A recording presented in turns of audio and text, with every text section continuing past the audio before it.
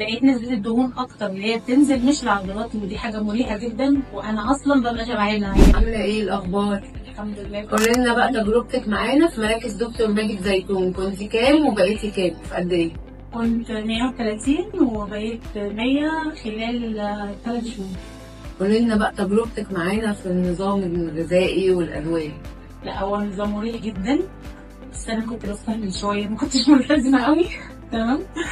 وكنت يعني باجي تمام على قد ما أقدر لأن المشوار بعيد، بس لا، لقيت نتيجة فظيعة، ولقيت نسبة الدهون أكتر اللي هي بتنزل مش العضلات، ودي حاجة مريحة جدا، وأنا أصلا ببقى شبعانة. هي المبدأ عندي إن أنا كنت بعمل ريجيم وبمل وأرجع تاني، بس لا، اللي هو الشيب بتاع الجسم اتغير، ولقيت أنا أصلا مش عايزة آكل، لأن بقى خلاص لايف ستايل يعني حاجة مريحة جدا.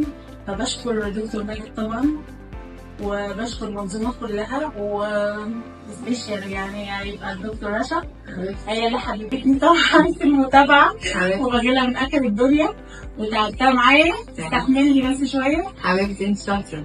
ومبسوطة جدا ومتشكرة ليكوا جدا، ولسه مكملة معاكم كمان شوية. ان شاء الله نعمل فيديو تاني يكون نزلتي كمان 20-30 كيلو. إن شاء الله ان تمام. شاء الله. شكرا جدا. مراكز الدكتور ماجد زيتون للسمنة والتجميل والليزر، مع تحيات الدكتور ماجد زيتون.